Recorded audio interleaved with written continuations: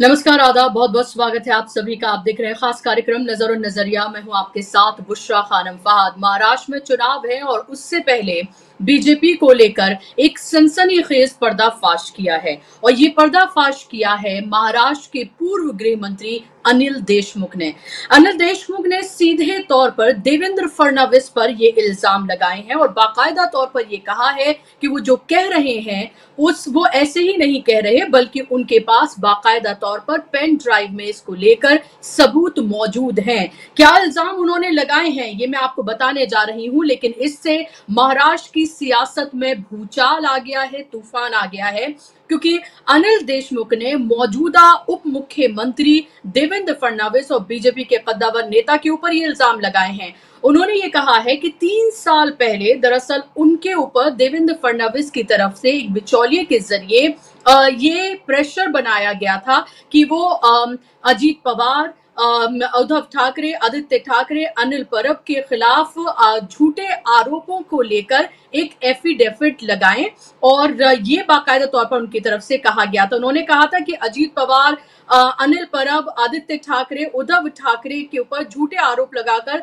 Affidavit करने के लिए कहा गया था। मैंने ऐसा नहीं किया, इसीलिए मेरे पीछे ईडी, सीबीआई ये सब उन्होंने लगा दी और इसकी वजह से मुझे 13 महीने जेल में रहना पड़ा था। ये सनसनीखेज जब से ये इल्जाम लगाए गए हैं, पर्दाफाश किया गया है अनिल देशमुख की तरफ से, उससे महाराष्ट्र की सियासत में भूचाल आ गया है। अब इसको लेकर देवेंद्र फडणवीस ने भी अपनी बात को रखा है, कांग्रेस की तरफ से भी प्रतिक्रिया आई है और इसके साथ साथ मैं आपको बताऊं कि संजय राउत से लेकर प्रियंका चतुर्वेदी सबकी प्रतिक्रियाएं इसको लेकर आई हैं, क्योंकि इस पर्दाफाश ने महाराष्ट्र की सियासत में भूचाल ला दिया है। मैं आपको सुनवाना चाहूंगी कि अनिल देशमुख ने क्या कुछ कहा है। पहले आप उनको सुनिए, उनके इल्जाम को सुनिए और वो क्या कह रहे हैं उसको सुनिए। कल मैंने जो देवेंद्र फडणवीस इनके ऊपर जो आरोप किया था कि देवेंद्र फडणवीस ने 3 साल पहले मेरे ऊपर दबाव लाया था केंद्र शासन के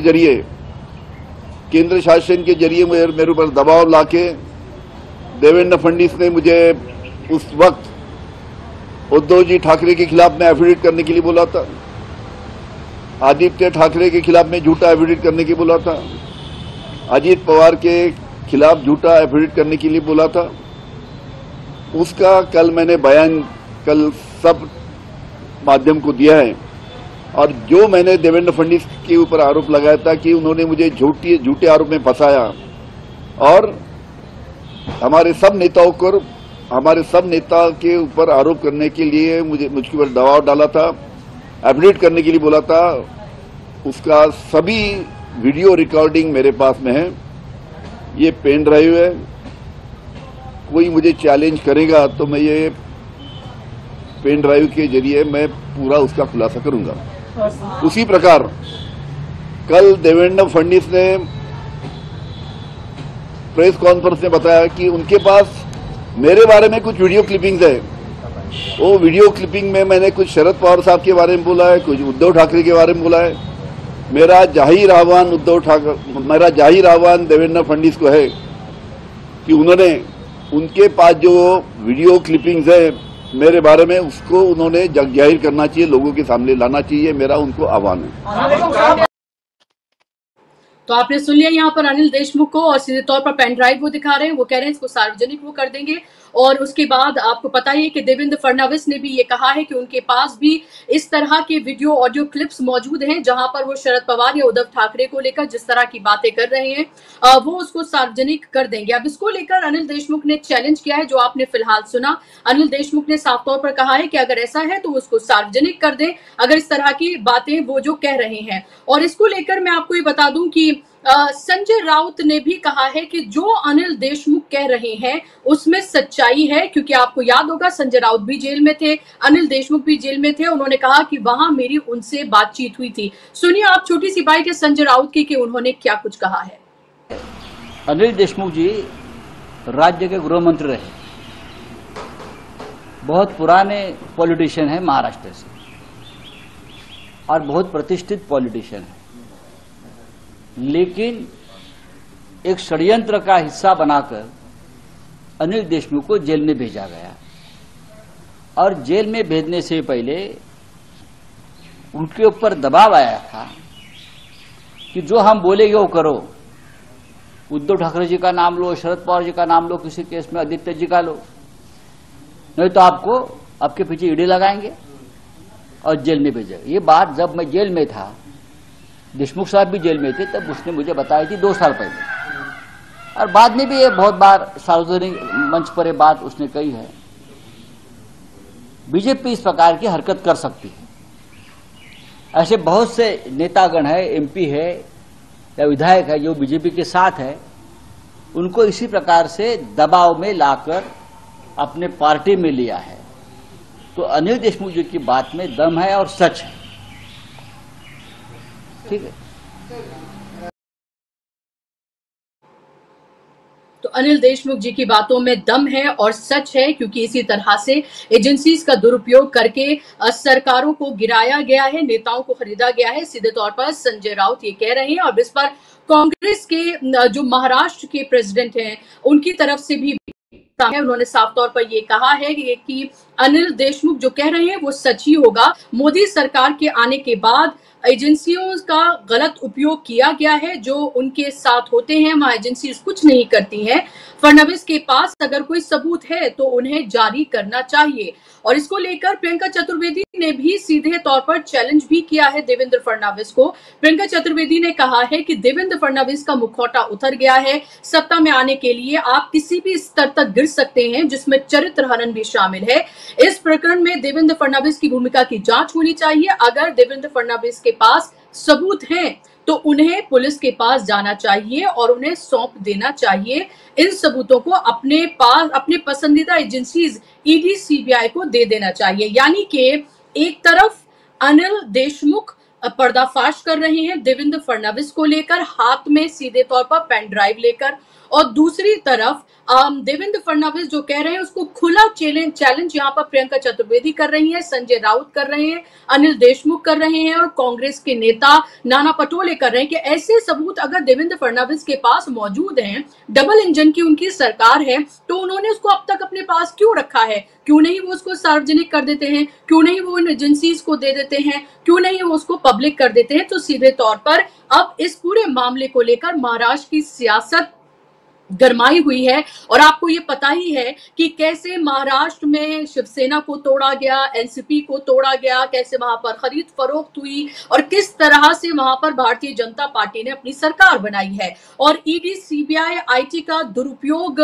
किस तरह से किया जाता है एजेंसीज का, ये लगातार इसको लेकर विपक्ष अपनी बातों को रखता रहा है कि कैसे सरकारें गिराई जाती हैं, सरकारें बनाई जाती हैं, नेताओं की खरीद फरोख्त होती है। और अब महाराष्ट्र में इस इलेक्शन से पहले, जो कि अभी कुछ महीने में होने जा रहा है, अगर इस तरीके का सनसनीखेज पर्दाफाश हुआ है तो जाहिर सी बात है इससे महाराष्ट्र की सियासत न सिर्फ गरमाएगी बल्कि आने वाले वक्त में इसके बहुत अलग तरीके के परिणाम हमें देखने के लिए मिल सकते हैं।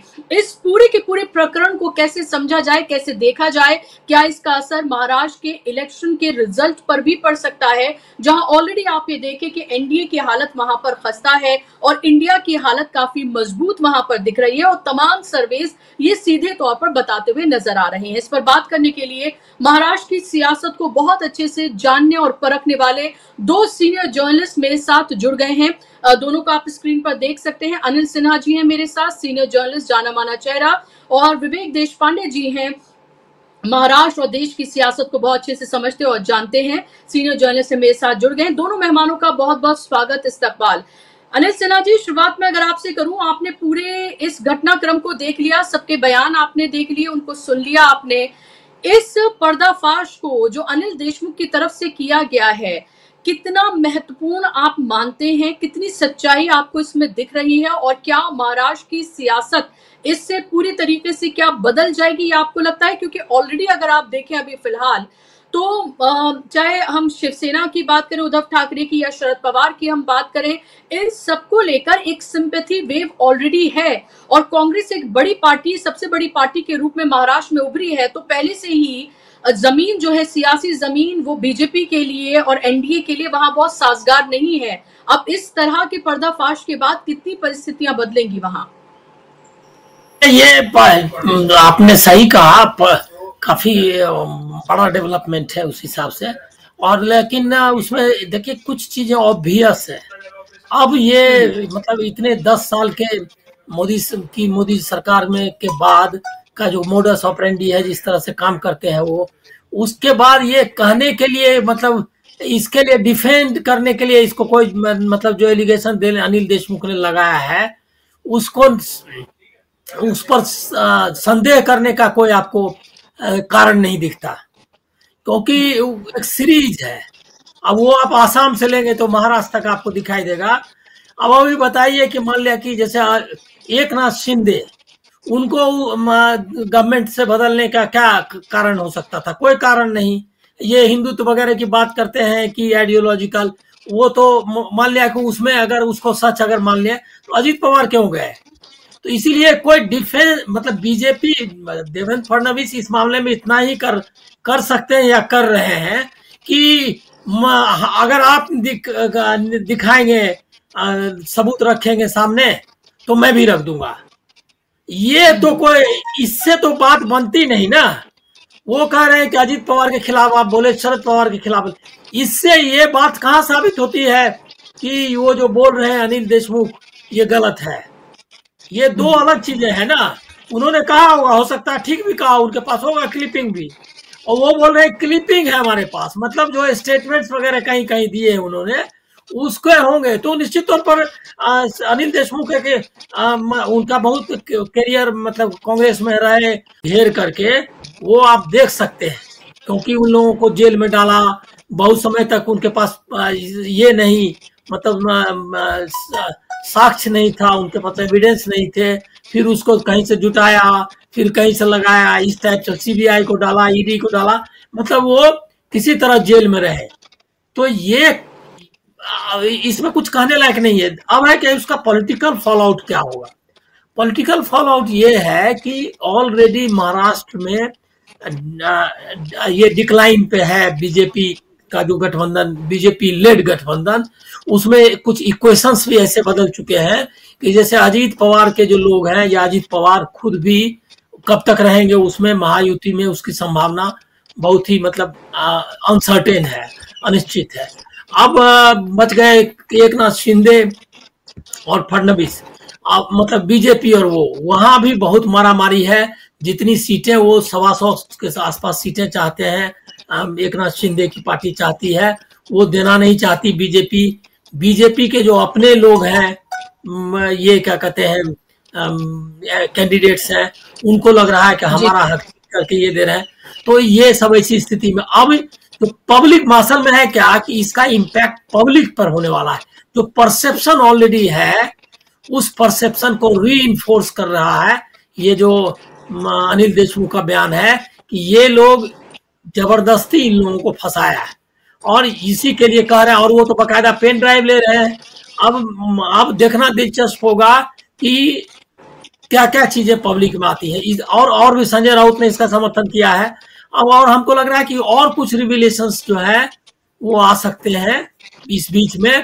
तो एक अनिल देशमुख ने कम से कम मतलब ये किया है कि एक नया मुद्दा ला दिया है। ये जो नैरेटिव बना रहे थे बीच में, मीटिंग हुई उनकी एग्जीक्यूटिव की और अमित शाह आए थे और एक नैरेटिव बनाने की कोशिश कर रहे थे कि महायुति एकदम ताकत से लड़ेगी और इन जो हमने खोया है लोकसभा चुनाव में उसको हम लोग रिगेन करेंगे। उस नैरेटिव को ये पंक्चर कर रहा है, ये एकदम बुरी तरह पंक्चर करेगा। अब ये सारा इसमें आएगा कि किस तरह से ईडी और सीबीआई का इस्तेमाल किया है, जो ऑलरेडी लोकसभा के चुनाव में मुद्दा था और उसका असर भी हुआ, ये विधानसभा के लिए भी हो जाए। जी बिल्कुल। और ये कहीं ना कहीं उस सियासत को भी बताता है जो महाराष्ट्र में सबसे ज्यादा देखने के लिए मिली कि एक ऐसी वॉशिंग मशीन जिसमें सबके तमाम दाग जो है वो धुल जाते हैं। अजीत पवार के भी उसमें धुल गए थे। अभी शरद पवार को ये कहा गया था कि भ्रष्टाचारी शरद पवार को कहा जा रहा था और उसका फिर बहुत अच्छे से जवाब जो है वो एनसीपी की तरफ से दिया गया कि आप ही ने उनको अवार्ड दिया, आप उनको भ्रष्टाचारी कह रहे हैं और उनका भतीजा ही आपके साथ जो है वो मौजूद है। विवेक देशपांडे जी, ये जो सनसनीखेज पर्दाफाश किया गया है अभी अनिल देशमुख की तरफ से। अब अनिल देशमुख की बॉडी लैंग्वेज आप देखें तो कहीं से भी ऐसा नहीं लगता है कि वो कोई इस तरह की बात करें। बाकायदा तौर पर हाथ में उनके पेन ड्राइव है, पेन ड्राइव लेकर वो मीडिया से बात करते हैं और कहते हैं कि इसमें वो तमाम सबूत मौजूद हैं और वो इसको पब्लिक कर देंगे।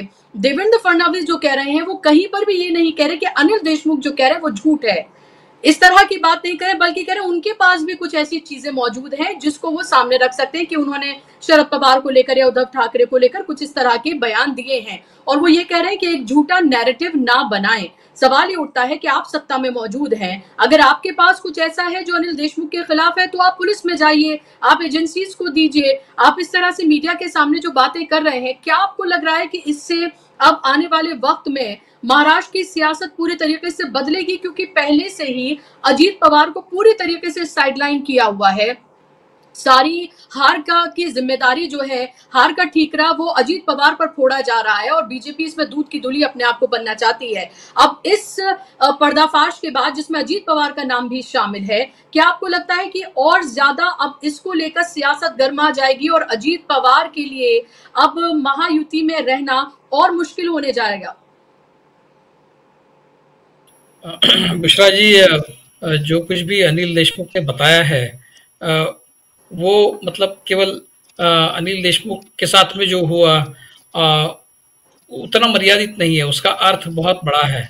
उसका अर्थ ये है कि जिस तरह से भाजपा ने पूरे देश में और खास करके महाराष्ट्र में जिस तरह से माफिया तंत्र से राजनीति चलाई है, मतलब हमने राजनीति में माफिया का इस्तेमाल होते हुए बहुत पहले से देखा है। मतलब ये नहीं कह रहा हूँ कि कांग्रेस के ज़माने में माफिया का इस्तेमाल नहीं होता था, मगर बीजेपी आने के बाद माफिया तंत्र ये मुख्य तंत्र बन गया है। लोगों को डराना, धमकाना, उनको जेल में डालना। अगर मतलब आप एक तो हमारे पार्टी में शामिल हो जाइए या फिर आपकी रवानगी जेल में हो जाएगी, इस तरह से लोगों को एक तरह से ब्लैकमेल करके, डरा धमका के सत्ता पर काबिज रहना, ये जो तरीका है, मतलब माफिया तंत्र ये मुख्य तंत्र है, राजनीतिक तंत्र नहीं है इनका। राजनीति जो है वो दूसरे नंबर पर है, मुख्य तंत्र है माफिया और राजनीति बाद में। ये लोग राजनीति नहीं करते। मतलब आपने किसी का मन बहला के उसको अपने तरफ करवा लेना, ये हो गई राजनीति। लेकिन किसी को चाकू दिखाकर अपने तरफ करवा लेना, ये है माफिया तंत्र। तो बीजेपी ने पूरे देश में पिछले 10 साल से, और ये गुजरात मॉडल है, हमने गुजरात में ये सब होते हुए देखा है। हमने हरेन पांड्या से लेके संजय जोशी से लेके जो हमने देखा है गुजरात में, वो गुजरात मॉडल हर तरह का गुजरात विकास का, तथाकथित विकास का गुजरात मॉडल, तथाकथित राजनीति का विकास मॉडल, ये पूरी तरह से जब से मोदी और शाह इस जोड़ी की सरकार आई है, बस 2 ही लोग हैं सरकार में और कोई नहीं है, इनकी सरकार आई है, तब से ये माफिया तंत्र से काम चला रहे हैं। दुखद बात यह है कि महाराष्ट्र के जो काबिल नेता है देवेंद्र फडणवीस, जो अपने काबिलियत पर महाराष्ट्र की राजनीति चलाने का काम कर सकते थे, उनमें उतनी काबिलियत है। पहले 5 साल उन्होंने अपनी तरह से राजनीति की, लेकिन उसके बाद जो उनसे करवाया जा रहा है और जिसके लिए वो हंसी खुशी राजी हुए हैं कि जी हाँ बताइए किसको चाकू लगाना है, मैं तैयार हूं, इस तरह से जो वो उन्होंने बिल्कुल अपने आप को नरेंद्र मोदी और अमित शाह के हवाले कर दिया है कि आपका हुक्म सर आंखों पर, इस तरह से उसके माफिया तंत्र का एक हिस्सा होने की जो चेष्टा देवेंद्र फडणवीस ने की है, अब उसका खामियाजा उनको भुगतना पड़ रहा है। अनिल देशमुख ने ये बात, उसका टाइमिंग देखी है, उनके पास ही तो पहले से ही होगा ये सब, उन्होंने वो जानबूझ के वो पब्लिक के साथ, आपको क्या लगता है राजनीति आप ही को आती है, तो उन्होंने बराबर महाराष्ट्र के चुनाव का समय चुनकर उसके ठीक 3 महीने पहले ये बॉम्ब फोड़ा है। अब आपने सही कहा कि देवेंद्र फडणवीस ये तो नहीं कह रहे कि वो जो कह रहे हैं वो झूठ है, वो तो एक तरह से मान ही रहे हैं कि उनके पास है, ठीक है, हमारे पास भी है। मतलब उनके पास जो है वो भी है, वो अपनी जगह सच है, लेकिन हमारे पास भी कुछ है। क्या है आपके पास? तो आप तुरंत बताइए, आप इस बात का क्यों इंतजार करते हैं? अगर अनिल देशमुख ने कुछ गलत किया है, वो तो सत्ता में नहीं है, सत्ता में आप है, तो आपकी नागरिकों के प्रति जिम्मेदारी बनती है कि आप वो सारी बात नागरिकों के सामने लाए। इस महाराष्ट्र के जो नागरिक है उनको पता चलना चाहिए कि अनिल देशमुख ने क्या गलत किया, और अगर किया है, आपके पास इतने दिनों से वो है, तो आपने अपनी जेब में क्यों रखा है? क्या मतलब आप अनिल देशमुख के साथ बार्गेन कर रहे हैं क्या कुछ? और जनता की जानकारी का क्या है? जनता को इस बात की जानकारी नहीं होनी चाहिए। अनिल देशमुख का मैं समझ सकता हूं, क्योंकि वो तो विक्टिम है इनके साजिश के, तो वो अपना समय चुनेंगे, उनको जो कुछ भी बताना है वो अपना समय चुनेंगे। लेकिन उन्होंने कुछ गलत किया है, तो आप तो सरकार में हैं, आपको अपना समय वगैरह चुनने का ऑप्शन नहीं है, आप सरकार है, आपके ऊपर जिम्मेदारी बनती है। अनिल देशमुख ने जो गलत किया उसका पर्दाफाश आपको उसी समय करना चाहिए था जब आपके हाथ में वो उस तरह की कोई टेप लगी है। जो भी वीडियो रिकॉर्डिंग, ऑडियो रिकॉर्डिंग आपके पास है, आज तक आपने छुपाए क्यों रखा? और आप तो भारतीय संस्कृति के दावेदार है। भारतीय संस्कृति में क्या ऐसा होता है? चोरी होती है भारतीय संस्कृति में? तो ये इन्होंने जिस तरह से राजनीति को विशिएट किया है देश में और महाराष्ट्र में, मैं उसको पॉलिटिकल कॉन्टेक्स्ट में किस तरह से देखता हूं ये मैं आपको बताऊंगा। अभी देखिए, ये मराठी में कहावत है, बुड़त्याचे पाय खोलाकडे, ऐसा कहते हैं। जो जिसको डूबना है वो और नीचे नीचे जाने की कोशिश करता है, मतलब जो नीचे जाता है उसको डूबने की इच्छा है, इस दृष्टि से वो नीचे और पानी में और नीचे उतरता है। तो ये इनका वही चल रहा है। अब जिस तरह से इन्होंने एक शरद पवार को टारगेट किया है कि उनको कहा है कि ये तो भ्रष्टाचार के सरगना है, और उनको मतलब इन्होंने ही उनको पद्म विभूषण भी दिया था। तो लोग अभी इनसे सवाल पूछ रहे हैं, आपको जब पता था कि ये भ्रष्टाचार के सरगना है और भ्रष्टाचार को इन्होंने संस्थागत बनाया है, इंस्टीट्यूशनलाइज किया है, तो पद्म विभूषण क्या उसके लिए दिया था आपने? और फिर उंगली पकड़कर कौन लाया था मोदी जी को राजनीति में? इस तरह की बकवास तो आपने की है ना। फिर आप शरद पवार कहाँ से करप्शन के, भ्रष्टाचार के सरगना बन गए? तो आप फिर क्या है, उनसे क्या भ्रष्टाचार की शिक्षा ले रहे थे आप? उंगली पकड़कर काहे की शिक्षा ले रहे थे? भ्रष्टाचार कैसे करना, डिमोनेटाइजेशन करना, लेकिन उसमें भ्रष्टाचार साबित हो ऐसा कुछ भी ना दिखाए। तो ये आपको शरद पवार ने सिखाया है, क्योंकि आप तो कहते हैं शरद पवार ने भ्रष्टाचार किया और इस तरह से किया कि आप उनको पकड़ नहीं सकते। तो डिमोनेटाइजेशन क्या है, राफेल क्या है, तो शरद पवार से सीखे आप। ये स्कूल कहाँ का है?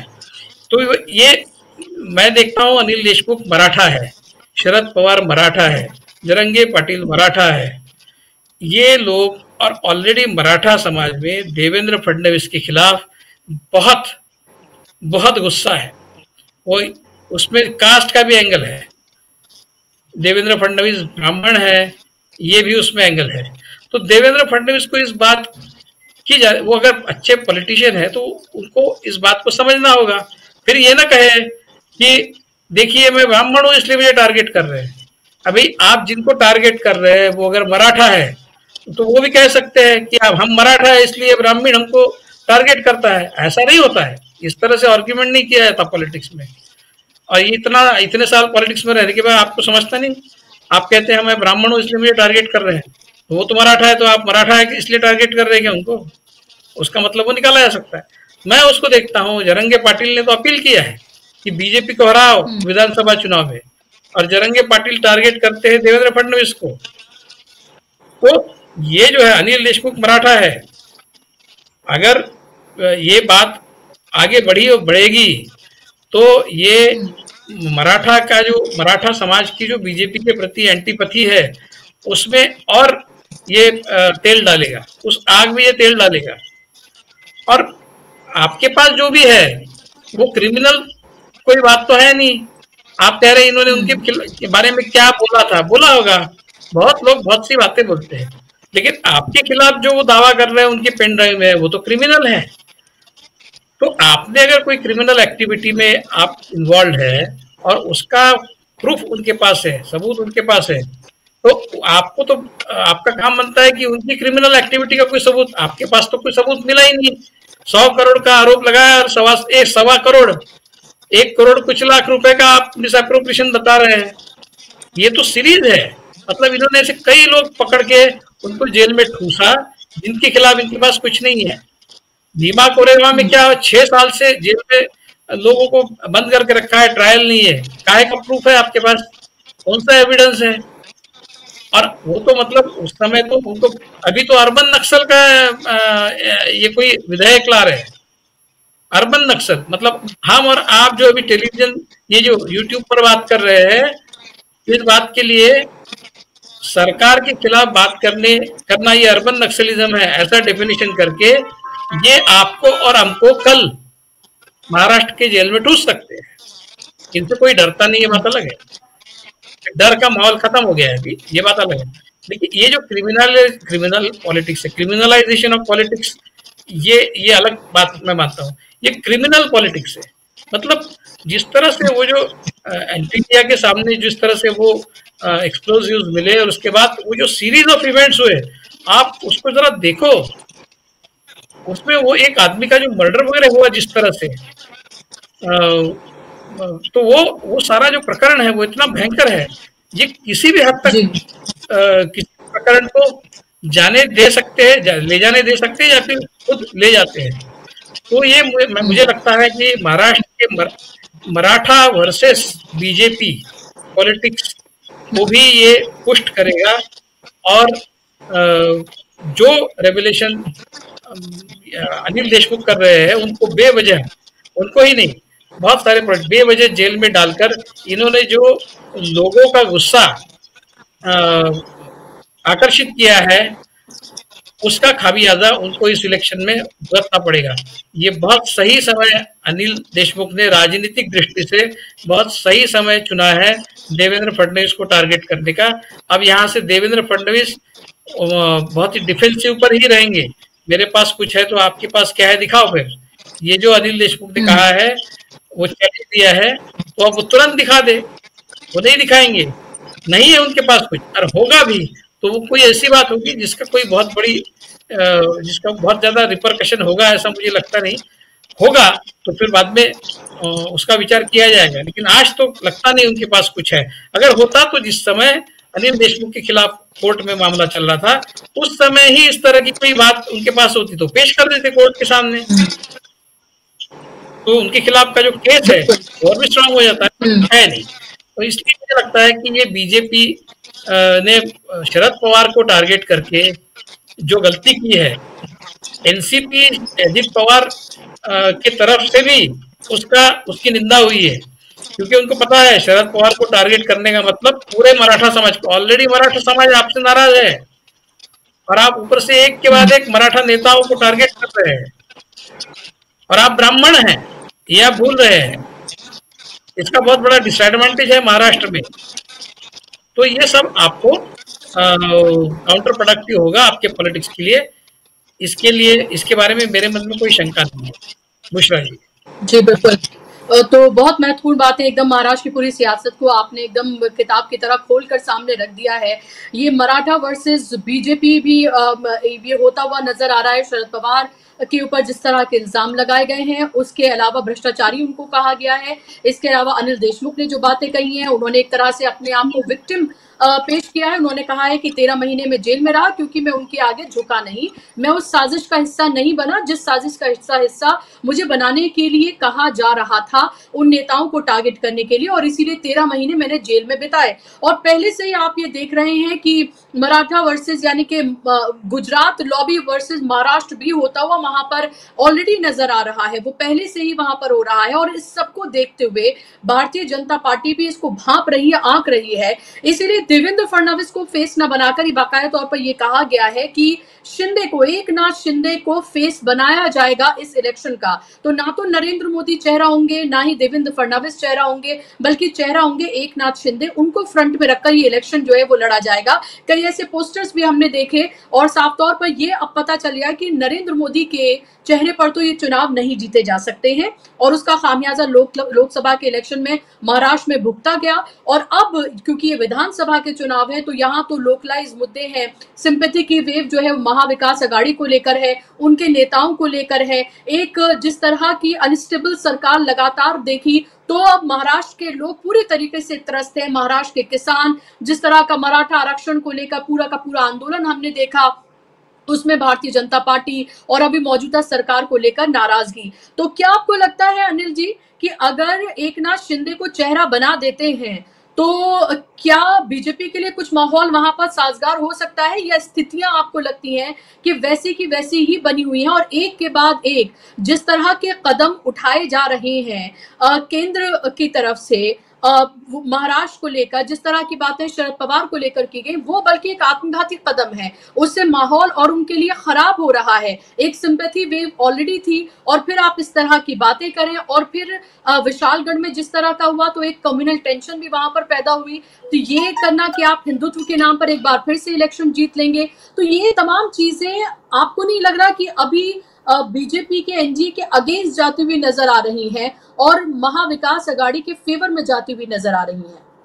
देखिए क्या है कि देवेंद्र फडणवीस को खुद ये क्या कहते हैं अमित शाह और मोदी ने उनका कट टू साइज किया है, उनको 2 नंबर पर ला करके। तो बीजेपी एक तरह से लीडरलेस हो गई है और मतलब अब देवेंद्र फडणवीस की जगह किसी को ला नहीं पाए वो, क्योंकि देवेंद्र फडणवीस ने जो पैन मतलब पूरा स्टेट वाइज जो अपना बना लिया था, अपनी ताकत जो बना ली थी, तो उसकी वजह से वो उसको रिप्लेस करना उनके लिए संभव नहीं हो पाया। उन्होंने कोशिश की थी कि कुछ लोग आ जाएं, लेकिन कोई लीडरशिप ने, अभी देखिए बीजेपी में अक्रॉस द कंट्री, मतलब सिर्फ मैं महाराष्ट्र की बात नहीं कर रहा हूँ, पूरे कंट्री में उनके पास लीडरशिप की भयंकर क्राइसिस है रीजनल लेवल पे। इसके पीछे की वजह यह है कि वो अभी 10 साल तक तो कहते रहे कि मोदी जी के नाम पर चेहरा है हमारे और बाकी किसी का चेहरा है नहीं, और उन्होंने इंश्योर किया कि कोई चेहरा रहे भी नहीं। आपने देखा कि किस तरह शिवराज सिंह चौहान को वहां आउट किया, बिहार में भी जो है कोई लीडरशिप आने नहीं दी, अंत में नीतीश कुमार को लेकर के आए, तो कोई लीडरशिप पनपने नहीं दिया। देवेंद्र फडणवीस एक ऐसा शख्स था जिसको कि यहाँ पर मिला आरएसएस का सपोर्ट था। अब बीजेपी में भी लोगों को लगने लगा कि ये लीडरशिप दे सकते हैं। उस बीजेपी के कैडर में उन्होंने अपनी इमेज बना ली। एक कास्ट का इशू अलग है, वो मामला तो रहेगा महाराष्ट्र में, उसको कोई रोक नहीं सकता। एंटी ब्राह्मणिक मूवमेंट का एक लॉन्ग हिस्ट्री है और ये महाराष्ट्र की जो पॉलिटिकल डायनेमिक्स है और पॉलिटिकल लैंग्वेज जो वोकेबलरी है उसमें ये बहुत इंपॉर्टेंट है कि एंटी ब्राह्मणिक होना है आपको। आप दलित, ओबीसी, मतलब साहू छत्रपति महाराज, साहू महाराज, फूले, अंबेडकर, इससे आप अपने को जोड़ते हैं, तो वो चाह करके भी नहीं कर सकते कि इससे आप डेविएट करें। ये यहाँ का कोर डिस्कोर्स जिसको कहते हैं सेंट्रल थीम है। अब वो दिक्कत ये आ गई कि देवेंद्र फडणवीस ने उसके बावजूद एक बना ली थी अपनी इमेज, उसको इन्होंने खत्म कर दिया। ये जो अनिल देशमुख का आरोप है, इससे देवेंद्र फडणवीस फर्दर कमजोर हो रहे हैं, जो बताया विस्तार से ये क्या कहते हैं विवेक जी ने, कि अब उनको और ज्यादा दिक्कत हो गई। ये जो इस केस में फंसने के बाद जो उनकी थोड़ी बहुत जो भी ताकत है और कम होने वाली है, तो इससे कुछ गेन करने का कोई चांस नहीं है बीजेपी को। बीजेपी ने की जो लीडरशिप है, सेंट्रल लीडरशिप, वो चाहती है कि अपने टर्म्स पे, अपने इश्यूज पे मतलब महाराष्ट्र या कोई भी स्टेट जीते, वो संभव नहीं है। और ये अनिल देशमुख वाला इशू लोग एकदम टाइमली उसने ये क्या कहते हैं अपना रखा है अनिल देशमुख ने। एक तो है क्या कि उससे जो मोदी, अमित शाह, पूरी बीजेपी को वो कटघरे में रख रहे हैं और उसके बाद एक माहौल बना रहे हैं विक्टिम वाला, जो कि है, और उसमें कास्ट का एंगल तो है ही। मराठा है, बहुत मजबूत लीडर माने जाते हैं, अपनी उनकी हैसियत रही है, अब उनको आप इग्नोर नहीं कर सकते। तो अब ये मामला आ गया है अब इसमें एक चीज और फॉल आउट इसका ये है कि एकनाथ शिंदे की ताकत बढ़ गई महायुति में। उसकी ताकत बढ़ गई इसलिए कि देवेंद्र फडणवीस अगर कमजोर होते हैं तो एकनाथ शिंदे की ताकत बढ़ती है तो वो ज्यादा सीटें मांगेंगे। तो पूरा उन्होंने ऐसा गडमड कर लिया है कि बहुत दिक्कत में है। और अनिल देशमुख वाला ये जो सवाल आया है, अभी यहीं तक नहीं रुकने वाला है ये अभी एक तो है क्या ये कहेंगे कि आप निकालिए हम सीडी डालते हैं। अभी तो उन्होंने डाल दिया कि हमारे पास है ये क्या कहते हैं पेन ड्राइव। अब उससे क्या क्या निकलने वाला है वो तो आएगा ही। उसमें वो चेहरा जो मीडिएटर बन के गया है वो भी सामने आएगा। तो बहुत बिना उसको विश्वास में लिए हुए तो इन्होंने कहा नहीं होगा अनिल देशमुख ने। अनिल देशमुख के पास जो मैसेंजर इन्होंने भेजा है उसकी सहमति से ही ये हो रहा होगा, क्योंकि वो उसको डिच नहीं। इसका मतलब ये है कि और कुछ उलटफेर होने वाला है, ये जो पूरा इक्वेशन है। दूसरा अब है क्या कि ये अगर कुछ उनके क्लिपिंग्स लाते हैं तो डिबेट सारा शिफ्ट हो जाएगा अनिल देशमुख वर्सेस फडणवीस पे। तो अब उसमें बहुत सारे किरदार आएंगे, जैसे संजय राउत अभी आए, इसी तरह से आएगा। कल हो सकता है कि नवाब मलिक का क्या स्टैंड, अभी बेचारा मतलब बेचारा ही कहिए, वो भी इधर उधर कर रहे हैं इसलिए कि जेल से बाहर आए हैं किसी तरह से उनकी कृपा से। तो ये सारा मतलब अब मतलब अनिल देशमुख ने अपने इस स्ट्रोक से एक ये कर दिया, मतलब पूरे महाराष्ट्र की पॉलिटिक्स को एक नई दिशा में, जो ये नैरेटिव अभी एग्जीक्यूटिव कमेटी की उनकी बैठक हुई थी, अपना नया रिगेन करेंगे, उधर खड़से को वो ले आए थे, ये सब जो बना रहे थे, मराठा आरक्षण पर फाइट करने के लिए अपना तय किया था कि हमने दिया, लेकिन उद्धव ठाकरे के गवर्नमेंट उसको डिफेंड नहीं कर पाई सुप्रीम कोर्ट में। ये सारी नैरेटिव, अब सारा नैरेटिव पीछे चला गया। अब ये नैरेटिव सेंट्रल बनेगा। कम से कम 1 महीने तक तो इनको कोई दूसरा कैंपेन इनका कुछ काम नहीं करेगा। यही हो रहा है देश भर में कि जो नैरेटिव इंडिया गठबंधन के लोग सेट करते हैं उसी पे बीजेपी को रिस्पॉन्ड करना पड़ता है। वो अंत में ये महाराष्ट्र में भी हो रहा है। अभी तो इसमें शरद पवार वगैरह आए ही नहीं है।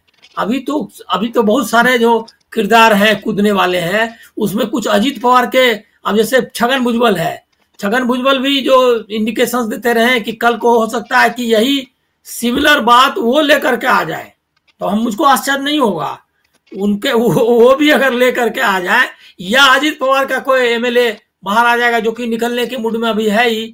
अजीत पवार को ये लोग रखना नहीं चाहते या उस पर दबाव बनाना चाहते हैं, तो वो उधर से भी कुछ आ सकता है। इसलिए अब ये एक मतलब एक ऐसी चाल चल दी है अनिल देशमुख ने कि अब महाराष्ट्र की पूरी पॉलिटिक्स एक नई थीम पर ये मतलब केंद्रित होने वाली है।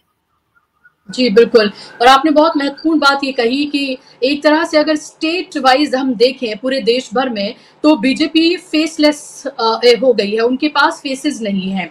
चाहे हम राजस्थान की बात करें, मध्य प्रदेश की बात करें, अब आप महाराष्ट्र की बात कर लीजिए, और एक ही राज्य है जहां की हम बात कर रहे हैं योगी आदित्यनाथ की अगर हम बात करें, एक ही चेहरा बचे हैं, तो वहां पर भी पूरी की पूरी प्लानिंग, एक पटकथा जो है वो लिखी जा चुकी है कि कैसे उनको हटाया जाए। और अब ये बताया जा रहा है कि 27 जुलाई को वो शायद दिल्ली आने वाले हैं, मुलाकात करेंगे केंद्रीय नेतृत्व से, क्योंकि केशव प्रसाद मौर्य को उनके सामने लाकर खड़ा कर दिया है। और केशव प्रसाद मौर्य लगातार ओबीसी और जो पिछड़े समाज के जो नेता हैं उनसे लगातार वो मुलाकात कर रहे हैं। तो केशव प्रसाद मौर्य वर्सेस योगी आदित्यनाथ किया गया है और दिल्ली वर्सेस यूपी भी होता हुआ नजर आ रहा है। यानी कि जहां कहीं भी कोई बड़ा चेहरा है जो मोदी या फिर अमित शाह को चैलेंज दे सकते हैं, उन सबको एक तरह से खत्म करने का, उनको पूरी तरीके से उनकी सियासत को खत्म करने का पूरा प्लान जो है वो किया गया। हमने मध्य प्रदेश में देखा और राजस्थान में देखा, और अब वही सब कुछ उत्तर प्रदेश में भी किया जा रहा है। और महाराष्ट्र में भी हम देखें तो देवेंद्र फडणवीस के बाद विवेक जी कोई बड़ा चेहरा नहीं है अब बीजेपी के पास, और उनको भी आप किस तरह से डिमोशन उनका करते हैं, मुख्यमंत्री से आप उनको उप मुख्यमंत्री बना देते हैं, उसके बाद भी उनकी कोई हैसियत नहीं रह जाती है। वो जिस पार्टी के लीडर हैं उनके सामने एकनाथ शिंदे को खड़ा कर दिया जाता है। एकनाथ शिंदे उनसे ज्यादा बड़े नेता उस पूरे अलायंस में नजर आते हैं, और अभी भी ये कह दिया गया है कि उनके नेतृत्व में ही चुनाव लड़ा जाएगा। तो ये मान लिया जाए ये आखिरी चुनाव हो सकता है देवेंद्र फडणवीस का, अगर इसमें हार जाती है बीजेपी या जो अलायंस उनका हार जाता है, तो एक तरह से उनकी सियासत पूरी तरीके से खत्म हो जाएगी, क्योंकि उनकी अहमियत तो पूरे तरीके से खत्म कर ही दी गई है। बीजेपी ने वहां पर इंपोर्ट किए, आपने एक्सपोर्ट किए बहुत सारे, इंपोर्ट किया आपने बहुत सारे नेता, आपने बाहर से लेकर आए, आप चाहे कांग्रेस से हो, आपने दूसरी पार्टियों को तोड़ा, अशोक चौहान को आप लेकर आए, लेकिन उसके बावजूद भी उसका कोई फायदा हुआ नहीं। और अब नरेंद्र मोदी भी चेहरा नहीं है। तो फिर मुझे ये बताइए कि आने वाला चुनाव महाराष्ट्र का बीजेपी किस स्ट्रेटजी पर, किसको सामने रखकर लड़ेगी? क्या एकनाथ शिंदे इतना मजबूत चेहरा हो सकते हैं कि वो उनको सीटें लाने, इतनी सीटें ले आए कि वो सरकार बना ले? और एकनाथ शिंदे तो खुद अभी प्रेशर बना रहे हैं बीजेपी पर कि सबसे बड़ी पार्टी के रूप में उनको लाया जाए, उन्हें सबसे ज्यादा सीटें दी जाए, तो क्या बीजेपी उनके आगे झुक जाएगी? जी, मैंने पहले कहा कि ये गुजरात मॉडल जो है, ऑलरेडी महाराष्ट्र में इसके खिलाफ एक वातावरण बन गया है। गुजरात मॉडल पॉलिटिक्स का जो महाराष्ट्र में पिछले 5 साल से हम जिसका नंगा नाच देख रहे हैं, मतलब ये कोई पॉलिटिक्स की तरह नहीं है। महाराष्ट्र में इस तरह से पॉलिटिक्स कभी नहीं हुआ। महाराष्ट्र की पॉलिटिक्स में एक डिग्निटी हमेशा ही बनी रही, जिसमें विरोधी पार्टियां जो है और सत्तारूढ़ पार्टियां, दोनों के बीच में एक तरह से एक सौहार्द का वातावरण हमेशा ही है। अनिल जी को पता है किस तरह से एक दूसरे से मिलते जुलते हैं, एक स्टेज पर वो इकट्ठा होते हैं। हमने कई साल हुए महाराष्ट्र में इस तरह के प्रोग्राम नहीं देखे जहां पर अलग अलग पार्टियों के नेता एक ही प्रोग्राम में बैठे हैं एक साथ और हंसी मजाक चल रहा है। मतलब हमने अनिल अपने गोपीनाथ मुंडे और विलासराव देशमुख, इनकी कई ऐसी सभाएं देखी है जिसमें वो दोनों बहुत ही प्रेम से एक दूसरे के साथ पेश आए हैं। तो ये सारा जो अच्छा वातावरण महाराष्ट्र में था एक राजनीति में, उसको गंदा बना दिया है मोदी और शाह की राजनीति ने। और मैं देवेंद्र फडणवीस को इसका दोषी सिर्फ इस हद तक मानता हूं कि उन्होंने ये करने के लिए मना नहीं किया, वो इसके लिए मतलब एक सर्वाइल एटीट्यूड से वो उनके सामने झुक गए और वो जो बोलते गए वो ये करते गए, तो उस पाप में ये भागीदार हो गए। जबकि ये अपनी तरह की राजनीति करने की काबिलियत रखते हैं और वो राजनीति गुजरात मॉडल से अलग है। वो महाराष्ट्र के मॉडल पर बनी हुई राजनीति जो है उसमें वो अच्छे माहिर थे खुद, वो उस तर्ज पर अपनी राजनीति करके महाराष्ट्र में बीजेपी की अपनी स्थिति बना सकते थे। लेकिन एग्जैक्टली वही जो है वो बात नरेंद्र मोदी और अमित शाह को नहीं चलती है कि कोई अपने बलबूते पर किसी राज्य में खड़ा हो और उस राज्य में जो सत्ता आए वो केवल उसके प्रयत्नों से आए। ये उनको बात कभी भी पसंद नहीं पड़ती, इसलिए कि कोई रीजनल नेता खड़ा हो जाए तो वो चैलेंजर बन जाता है। ये जो एक अमित शाह और नरेंद्र मोदी का जो पॉलिटिक्स का मॉडल है उसका एक जो महत्वपूर्ण ये फैक्टर है कि वो किसी रीजनल लीडर को बहुत ज्यादा ताकतवर होते हुए नहीं देखना चाहते। उस माइंडसेट की वजह से देवेंद्र फडणवीस को इस स्थिति में लाया गया कि वो पूरी तरह से अभी 100% वो नरेंद्र मोदी और अमित शाह पर ही निर्भर है। वो जो बताएंगे वही उनको करना है। वो अपने मन से उनको कुछ कह नहीं सकते कि ये करना ठीक है, ये करना ठीक नहीं है। जो बताया जाएगा वो करो, बस signing on the dotted line जिसको कहते हैं, उस तरह की राजनीति देवेंद्र फडणवीस करने पर मजबूर हो गया है। ऐसे देवेंद्र फडणवीस जो अपने तरह की राजनीति से अपनी स्थिति मजबूत करने की काबिलियत रखते हैं। पहले 5 साल उन्होंने जो महाराष्ट्र में मुख्यमंत्री पद पर थे वो उन्होंने जिस तरह से राज किया वो काफी अच्छा था। मतलब उसके बाद वाले 5 साल में हमने उनका जो डिटेरियोरेशन देखा वो और वो पहले 5 साल वाले देवेंद्र फडणवीस, इसमें जमीन आसमान का फर्क है। मतलब कोई सोच नहीं सकता था कि वो इस तरह की भी राजनीति कर लेंगे, वो करने लगे क्योंकि उनको वहां से आदेश आए। तो वो बीजेपी के लिए मतलब अभी मैंने कहीं पढ़ा कि वो बीजेपी की स्ट्रेटेजी ये है, चाणक्य की स्ट्रेटेजी ये है कि अभी हमको शरद पवार के खिलाफ फ्रंट फुट पे लड़ना है। फ्रंट फुट पे मतलब हमने जो कह दिया एक बार, अमित शाह ने कह दिया ना, अभी उसको डिफेंड करना है। अभी कहा क्यों, आपने कोई स्ट्रेटेजी के तहत कहा कि क्या है? तो मुझे लगता है कि स्ट्रेटेजी तो है उनकी, गलत है हमेशा की तरह। जिस स्ट्रेटेजी से महाराष्ट्र में इतना नुकसान हुआ वो स्ट्रेटेजी गलत थी। मैंने बहुत बार ये कहा है कि इतनी मूर्ख राजनीति जो उन्होंने महाराष्ट्र में की उन्होंने और कहीं नहीं की। अब जो शिवसेना के साथ में अलायंस था, उस जो जिस पार्टी के साथ में उनका आइडियोलॉजिकल अलायंस है, ऐसी कोई दूसरी पार्टी नहीं है पूरे देश में जिसके साथ में उनका कोई आइडियोलॉजिकल अलायंस हो। कौन सी पार्टी है? हिंदुत्ववादी पार्टी, और दूसरी कौन सी है? कोई नहीं है। 25 साल उनके साथ में 2 बार सरकार, 3 बार सरकार में बैठे आप, और फिर किस मुद्दे पर आपने उनको छोड़ दिया कि भाई वो 2.5 साल मुख्यमंत्री पद मांग रहे हैं, तो क्या गलत है? अगर दे दिया होता तो आज आपकी सत्ता होती। आपने उनको 2.5 साल मुख्यमंत्री पद देने से इनकार कर दिया, और उसके बाद क्या हुआ? उसके बाद 5 साल अभी क्या हो रहा है? 2.5 साल तो वो मुख्यमंत्री बन गए, उन्होंने अपना मुख्यमंत्री पद ले लिया, उन्होंने कांग्रेस और एनसीपी के साथ जाकर लिया, ठीक है ले लिया, लेकिन वो तो 2.5 साल मुख्यमंत्री उनको बनना था, वो बन गए उद्धव ठाकरे। बाकी बचे 2.5 साल जो है वो आपको मिले क्या? आपको क्या मिला? आपको उप मुख्यमंत्री पद, और मुख्यमंत्री कौन बना? उसी शिवसेना का एक अलग हुआ जो धड़ा है, उसका आदमी बचे हुए 2.5 साल, यानी इफेक्टिवली 5 साल पूरे शिवसेना का ही तो मुख्यमंत्री बना। आपको क्या मिला? इस पे कौन सी अक्लमंदी वाली राजनीति है?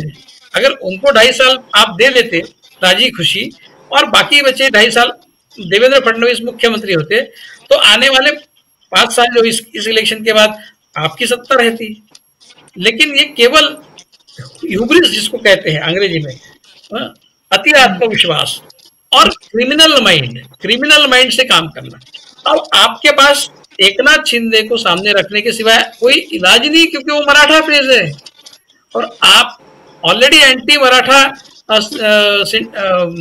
एक पार्टी के रूप में महाराष्ट्र में आप बदनाम हो गए हैं। अभी आपको एकनाथ शिंदे को ही आगे करना है, मतलब 5 साल तो गए, और आने वाले जो 5 साल है उसमें भी आप अपना आदमी नहीं ला सकते। आपको मराठा जो है बाहर से आया हुआ, इंपोर्ट किया हुआ, उसी को सामने करना है, और आपने कह भी दिया उनके नेतृत्व में होगा। तो मुझे कोई बताए, समझाए बीजेपी वाला कि इसमें कौन सी अकलमंदी है? आपने जो 5 साल राजनीति की महाराष्ट्र में, उसमें क्या अकलमंदी की बात है? आपने अचीव क्या किया, गेन क्या किया? क्या बुद्धिमत्ता है जिन लोगों ने ये सोचा? हमको मालूम है किसने ये पूरा प्लान बनाया, हमको तो पता है, नाम बार बार ले। उनकी क्या बुद्धिमत्ता है? किस बुद्धिमत्ता का परिचय दिया उन्होंने ये सब महाराष्ट्र में करके? तो मुझे लगता है कि सिर्फ एक ही पार्टी से काम नहीं चलाना पड़ा, आपको दूसरी भी पार्टी तोड़नी पड़ी। मतलब पहले तो आपके साथ में एक ही पार्टी थी शिवसेना, अभी आपको 2 पार्टियां बनानी पड़ी, तब जाकर आप बड़े मुश्किल से 2.5 साल खींच लिए आपने। और आने वाले 5 साल में आपका क्या होगा इसका आपको आज पता नहीं है। अनसर्टन फ्यूचर के साथ आप बैठे हैं महाराष्ट्र में। तो क्या है राजनीति? कौन सी चाणक्यगिरी है इसमें? तो ये ओवररेटेड पॉलिटिशियंस है, ये सिर्फ क्रिमिनल टैक्टिक्स से ही काम करते हैं। जो अनिल देशमुख अभी बता रहे हैं वो उसी क्रिमिनल टैक्टिक का एक पार्ट है। क्रिमिनल टैक्टिक से एक लिमिटेड अंतराल तक आप राजनीति कर सकते हैं। जिस तरह से सड़क पर जो माफिया होता है वो एक दूसरे को खत्म करता है, वो ज्यादातर पुलिस को कुछ नहीं करना पड़ता, एक माफिया दूसरे को खत्म करता है, फिर जो दूसरा है उसको तीसरा खत्म करता है। उस तरह से ये अगर माफिया तंत्र से काम करते रहे तो इनको ये जल्दी खत्म हो जाएंगे, इनकी राजनीति कुछ नहीं बचेगी महाराष्ट्र। इस तरह की स्थिति में उन्होंने अपने आप को ला लिया है। जो पहले 5 साल थे उसमें बहुत अच्छा चल रहा था, लेकिन उसको खराब किया है बीजेपी के केंद्रीय नेतृत्व में। मैं देवेंद्र फडणवीस को उतना बड़ा उसका दोषी नहीं मानता। उनका दोष ये है कि उन्होंने अपने आप को उस गंदी राजनीति का हिस्सा बिना किसी प्रोटेस्ट के बना लिया और वो उसी रंग में रंग गए। उनके पास इलाज भी नहीं था, वो नहीं कह सकते थे। अगर नहीं कहते तो उनका हाशिर वही होता जो बाकी पॉलिटिशियंस का बीजेपी में होता है। गडकरी का जो है वो, गडकरी तो फिर भी अपनी पॉपुलैरिटी की वजह से अपनी ताकत बनाए हुए हैं, डंकी की चोट पे कुछ भी बोल देते हैं कभी भी। देवेंद्र फडणवीस के पास वो फैसिलिटी नहीं है, उनको तो मार्जिनलाइज ही होना है। अगर वो अमित शाह और नरेंद्र मोदी के खिलाफ कुछ बात करेंगे वो तो जीरो हो जाएंगे। वो डर गडकरी साहब को नहीं है। तो इसमें गडकरी देवेंद्र फडणवीस का दोष तो है, लेकिन इस पाप के धनी बीजेपी के महाराष्ट्र के पाप के जो मेन धनी है वो नरेंद्र मोदी और अमित शाह की जोड़ी है। उनकी वजह से बीजेपी की यह हालत हुई है। जी बिल्कुल, और न सिर्फ महाराष्ट्र में बल्कि पूरे देश भर में जो हालत हुई है उसके जिम्मेदार नरेंद्र मोदी और अमित शाह ही हैं। जब उनकी गारंटी, जब उनके चेहरे पर चुनाव, निकाय का चुनाव भी नरेंद्र मोदी के चेहरे पर ही अगर लड़ा जाए तो जाहिर सी बात है कि हर हार की जिम्मेदारी भी फिर उन्हीं की है। और अभी बैसाखियों पर टिकी हुई सरकार है। इसके अलावा ये भी साफ तौर पर होता हुआ नजर आ रहा है कि जो दो राज्यों को साधने के लिए, अपनी दो बैसाखियों को साधने के लिए तमाम जो स्टेट्स हैं बाकी, उन सबके साथ सौतेला व्यवहार किया गया है।